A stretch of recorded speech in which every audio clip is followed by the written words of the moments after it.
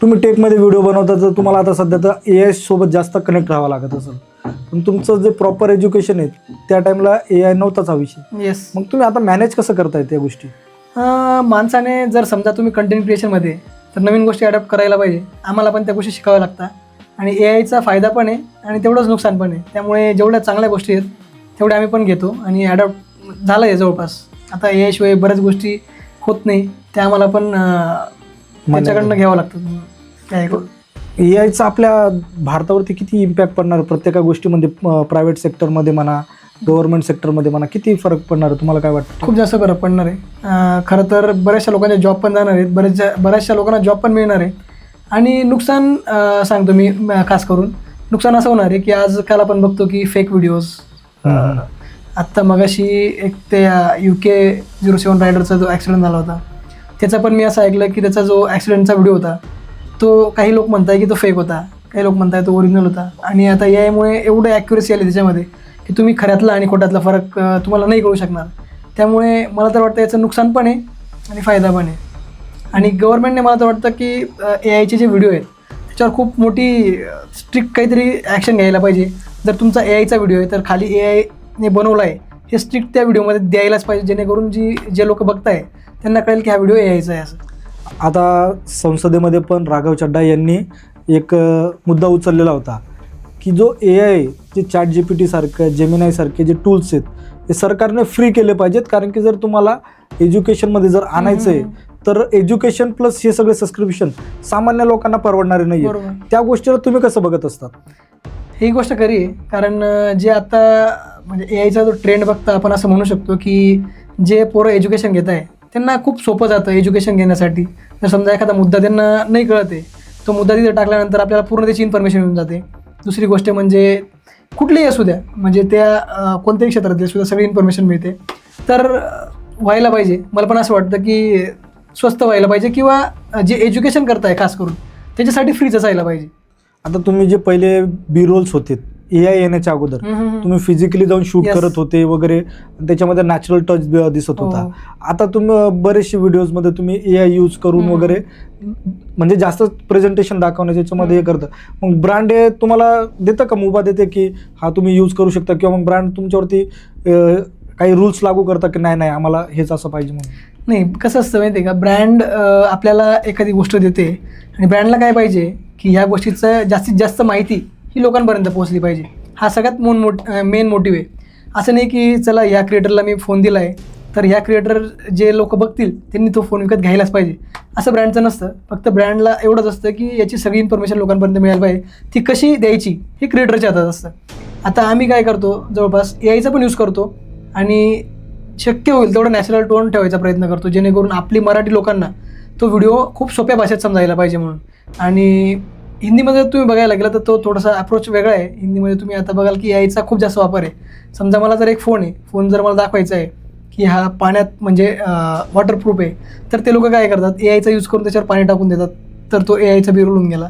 पण आम्ही शक्यतो काय करतो, डायरेक्ट फोन पाण्यातच टाकतो मॅक्झिमम टाईम. ज्यावेळेस वेळ नसेल कदाचित त्यावेळेसच फक्त वेळ वाचवण्याचा प्रयत्न करतो. नाहीतर माझे तुम्ही बघाल की सगळे मी म्हणजे अक्षरशः त्यावेळेस फोनसुद्धा बंद पडलेले आहेत पाण्यात टाकल्यामुळे, पण मी पाण्यात टाकूनच चेक केलं आहे. ट्रस्ट बिल्ड होण्यासाठीचा तो एक मेन मुद्दा असतो की ट्रस्टफुल असतात, की माझ्या पण ओळखीतले लोक जेव्हा तुमचे व्हिडिओ बघत असतात तर म्हणतात की अरे हे खरं आहे का खोटं.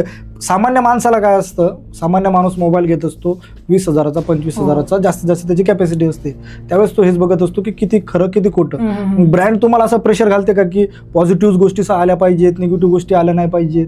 किंवा भरपूरदा असं होतं ना की एखाद्याचा प्रोसेसर चांगला तर बॅटरीचा इश्यू असतो, तर मग त्यावेळेस तुम्ही काय करता, तुमची क्रिएटिव्हिटीला तुम्ही पूर्णपणे यूज करत असतात की ब्रँडने सांगितल्याप्रमाणे चालत असतात? या दोन गोष्टी आहे. खरं बोलायचं तर ब्रँड काही गोष्टी सांगतो की समजा हे फीचर आमच्या फोनमध्ये आहेत. आता क्रिएटरवर आहे की त्याने ते फीचर सांगायला पाहिजे की नाही. म्हणजे जर ते फीचर खरंच चांगलं आहे, कामाचं आहे लोकांच्या, तर आम्ही ते सांगतो. आणि दुसरी गोष्ट, ज्या गोष्टी आम्हाला ब्रँडच्या नाही आवडत, समजा या फोनमध्ये या गोष्टी आम्हाला नाही आवडत आहे, तर त्या गोष्टी आम्ही अवॉइड पण करतो आणि त्या पद्धतीने सांगून पण देतो की बाबा ह्या फोनमध्ये हे एवढं चांगलं नाही आहे. तर ट्रान्सपरन्सी ठेवण्याचा खरंच प्रयत्न करतो आणि बाकी लोक पण करतात मराठीमध्ये. अनेक लोकांचे ना मनात प्रश्न पडतो की जे टेक क्रिएटर असतात की ते लोक इतके नवीन मोबाईल लॉन्च झाला, याच्याकडे मोबाईल आला, हे झालं आला, लॉन्च नाही झालेला आहे तरी मोबाईल येऊन गेला, तर म्हणजे तो मोबाईल येतो कसं काय तुमच्याकडून? तुम्ही ते जर व्हिडिओ शूट केलेला तर काय करत असतात त्याचं? तुमच्या घरात तर ढिगार लागला असेल या अशा गॅजेट्सचा. वा ढिगाराने लागलाय. पण जे मोबाईल आमच्याकडे येतात ना ते लॉन्चच्या आधी येतात, कारण आम्हाला त्याची टेस्टिंग करावं लागते. म्हणजे समजा आता आज जर मोबाईल, म्हणजे समजा आपण 1 तारीख पकडू XYZ, त्या तारखेला मोबाईल लॉन्च होणार आहे, तो लोकांमध्ये विकला जाणार आहे, म्हणजे सेल होणार आहे त्या दिवशी, बरोबर.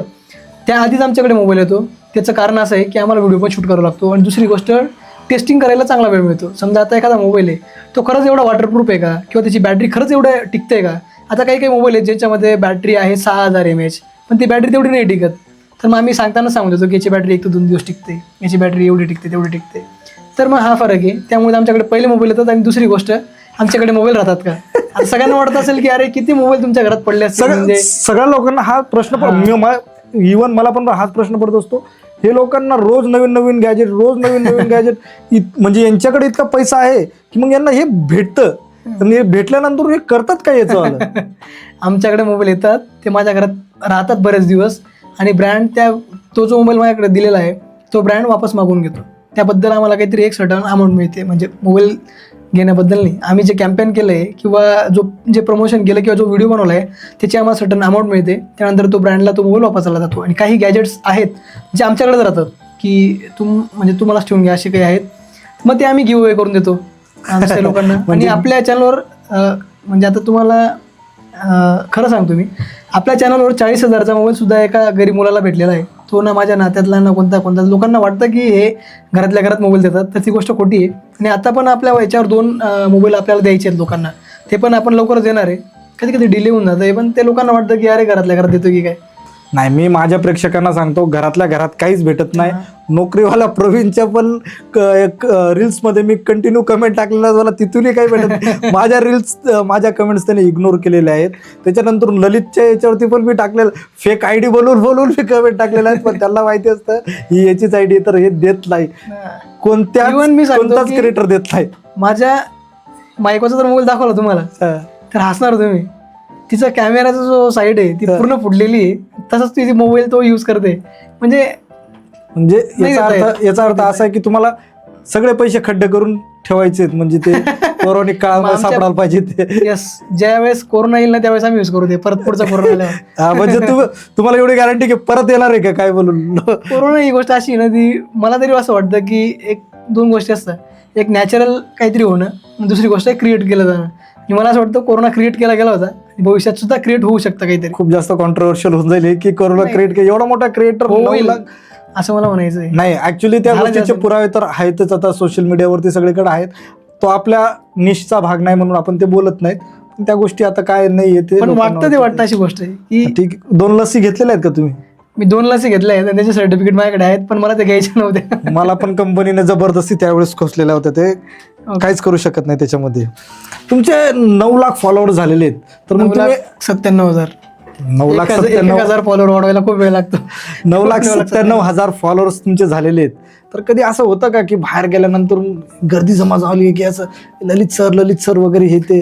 पहिली गोष्ट आम्ही सेलिब्रिटी नाही आहे आणि असं कधी झालेलं नाही आहे. पहिली गोष्ट म्हणजे हां, लोक ओळखतात रस्त्याने जाताना, फोटो वगैरे पण काढतात, पण असं गर्दी झाली किंवा असं खूप काही नाही. फॅन मुवमेंट झालाय का कधी असं की एखाद्याला 1-2 व्हिडिओ बघणारा हातात भेटून गेला, अरे सर असं वगैरे, आणि जो थर्ड पर्सन जवळ तुम्ही उभे आहेत त्याला माहितच नाही की काय विषय म्हणून माहिती, असं होतं का कधी?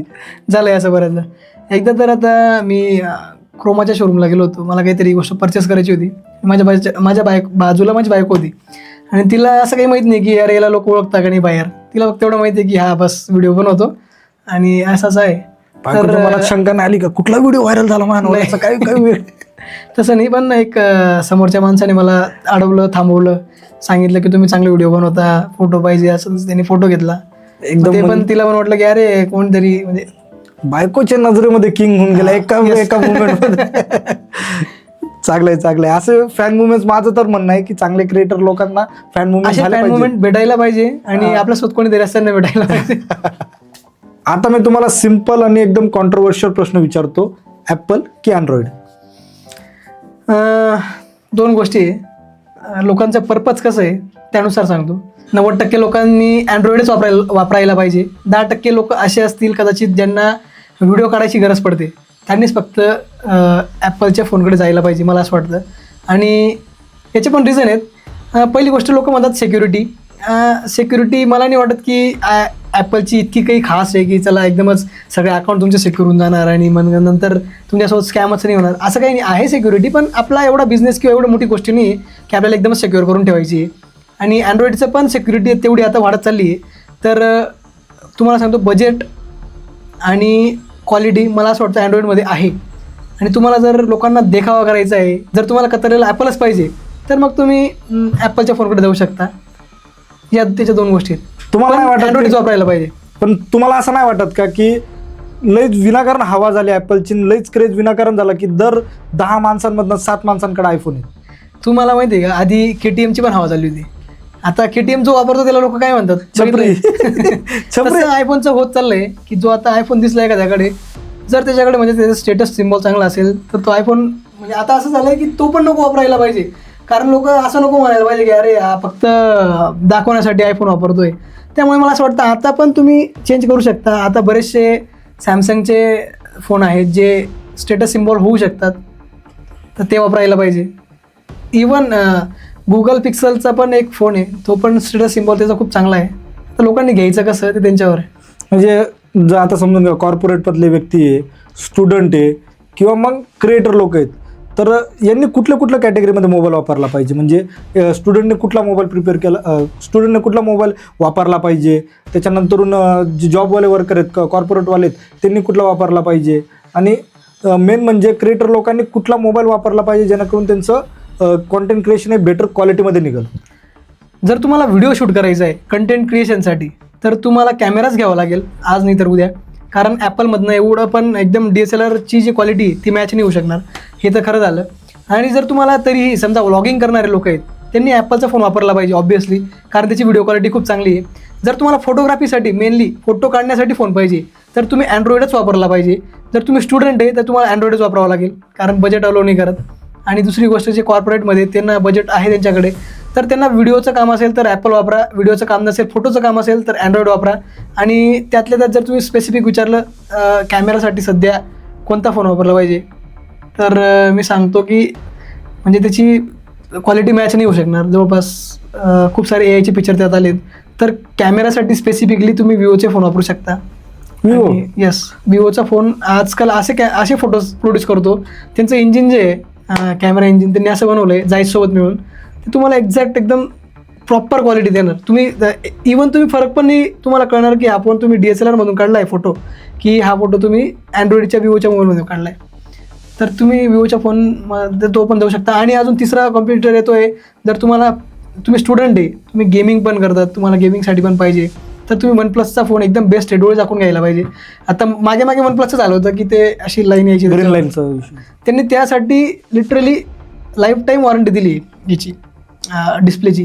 आणि ते फोन खरंच रिलायबल आहेत. तर OnePlusचे फोन पण तुम्ही बघू शकता, फोटो पण चांगले काढतात, त्याच्यात प्रोसेसर पण चांगलं आहे. आणि OnePlus सारखा ब्रँड आहे. OnePlus आधी जो ब्रँड होता OnePlus = ॲपल असं होतं. म्हणजे जर एखाद्याला ॲपल घ्यायचं असेल तर कम्प्युटर कोणता आहे तर तो OnePlus आहे असं होतं. पण त्यानंतर त्यांचं मार्केट थोडंसं खराब झालं. नोकिया मार्केटमधनं गायब होण्याचं काय कारण असेल की नोकिया शेवटी सगळ्या मोबाईलांचा बाप मानला जात होता एका काळामध्ये. नोकिया का गायब झाला?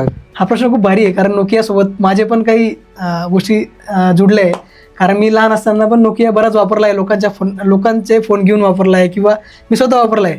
आता नोकियाचं मार्केटमधून जाण्याचं एकमेव रिझन, त्यांनी टेक्नॉलॉजी ॲडॉप्ट केली नाही. त्यांना असं वाटायचं की आपली टेक्नॉलॉजी बेस्ट आहे, जे काही नवीन येतं आहे मार्केटमध्ये ते चालणार नाही. पण असं झालं नाही. जसं अँड्रॉइड आलं त्यानंतर त्यांनी त्यांचं जी सिस्टम होती ती चेंज नाही केली, त्यामुळे त्यांना ते भोगावं लागलं. आणि त्यामुळेच जी नोकिया मार्केटमधून बाहेर पडली, एकमेव कारणामुळे टेक्नॉलॉजी अडॉप्ट न करणं. बस टेक्नॉलॉजीवर नाटवलं जातात. स्टुडंट लोक आहेत आपल्यावाले जे स्टुडंट आहेत त्या लोकांना आता टेक्नॉलॉजीमध्ये आपण AI जे शिकवतो बेसिकली ChatGPT तरी पूर्णपणे आलं पाहिजे असं सगळ्यांचं म्हणणं आहे की ChatGPT तरी रन करता आली पाहिजे स्टुडंट लोकांना. पण तुम्हाला असं वाटत नाही का की ChatGPT म्हणा की जेमिनाय म्हणा किंवा असे बरेचसे टूल्स आहेत त्यांच्यामुळं आपलं विचार करण्याची शक्ती कमी होणार आहे किंवा त्यांच्या थिंकिंग पॉवरवरती त्याचा परिणाम होऊ शकतो? पहिले तर मी जे सांगेल ते कॉन्ट्रोवर्शियल होऊ शकतं कदाचित.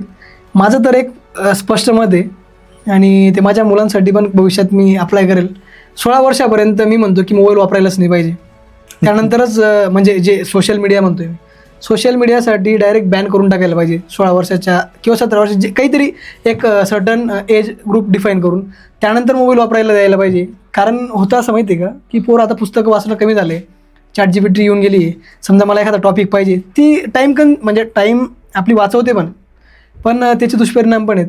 कारण मोबाईल आता जर माझ्या हातात मोबाईल आहे तर मी फक्त ChatGPTच नाही ना बघणार, मी दुसऱ्या पण गोष्टी बघेल, सोशल मीडिया बघेल, यूट्यूब बघेल, हे बघेल ते बघेल. त्याच्यावर तू कसा कंट्रोल ठेवू शकतो की यात फक्त हेच असेल असं? बऱ्याचशा घटना घडलेल्या आहेत की लहान लहान पोरांनी लिंक क्लिक करून दिली, अकाउंटमधनं इतके पैसे चालले गेले, तितके पैसे चालले गेले. बऱ्याचशा घटना घडलेल्या आहेत. पण जेव्हा मी विचार करत असतो की लहान लहान पोरं इन्फ्लुएन्सर म्हणून येत आहेत की डान्सचे व्हिडिओ असतात, लिपसिंगचे व्हिडिओ असतात, पण आपली मेंदू आपला जो मेंदू आहे हे सहन करून जाईल जेव्हा हा सोशल मीडिया बंद होईल, आपण सर्वाईव्ह करून जाईल. पण ह्या लोकांना लागलेली ही सवय, त्या टाईमला गव्हर्नमेंट काहीच करू शकणार नाही किंवा आई वडील काही करू शकणार नाही. बरोबर. तर ह्या गोष्टीकडे कसं बघतोस की तू की लहान पोरांना जे आहेत अक्षरशः काही पोरं जेवण करत नाहीत मोबाईल. हे खूप खूप वाढत जाणारा प्रश्न आहे. इवन मी आजूबाजूला पण बघतो ना, तर लोकांना एवढी सवय लागली आहे की चालताना पण मोबाईल यूज करणार, गाडीत जाताना पण मोबाईल यूज करणार, जेवताना पण मोबाईल यूज करणार. म्हणजे त्यांना सोशल मीडियाशिवाय बिलकुल होत नाही आहे. पण काय झालं आहे माहिती आहे का, हे जेव्हापासून शॉर्ट व्हिडिओचा हे आला आहे ना, क्रेज आला आहे ना, तेव्हापासून लोकांना जास्त सवय पडायला लागली. कारण काय होतं, लगेच स्क्रोल केलं लगेच व्हिडिओ चेंज, लगेच स्क्रोल केलं व्हिडिओ चेंज, लगेच स्क्रोल केलं व्हिडिओ चेंज. तसं त्यावेळेस नव्हतं. ज्यावेळेस यूट्यूबचा जमाना होता किंवा यूट्यूबचा वेळ होता, त्यावेळेस आपल्याला लॉंग व्हिडिओ पूर्ण बघावा लागायचा, मध्ये मध्ये ॲड पण यायच्या. तर ते लोक काय करायचे, फक्त एंटरटेनमेंटसाठी बघायचे किंवा झालं एज्युकेशनसाठी बघायचे. आता काय झालं आहे, नाचणाऱ्यांचे व्हिडिओ आले, लिपसिंगवाल्यांचे व्हिडिओ आले, कॉमेडी व्हिडिओ आले, बऱ्याचशा गोष्टी ते तुम्हाला स्क्रोलवर मिळून जातात. या गोष्टी कडे बघण्याचं तू जे म्हणतोय ना, ते आपण वेळेनुसार बदलायला पाहिजे. ऑब्व्हियसली आपल्याला अडॉप्ट पण करावं लागेल. पण आता कंट्रोल किती ठेवायचा हे तर शेवटी कंट्रोलसाठी काहीतरी पॉलिसीज गव्हर्नमेंटने बनवल्या पाहिजे. ते आता गव्हर्नमेंट, मला असं वाटतं की जे कोणत्या तरी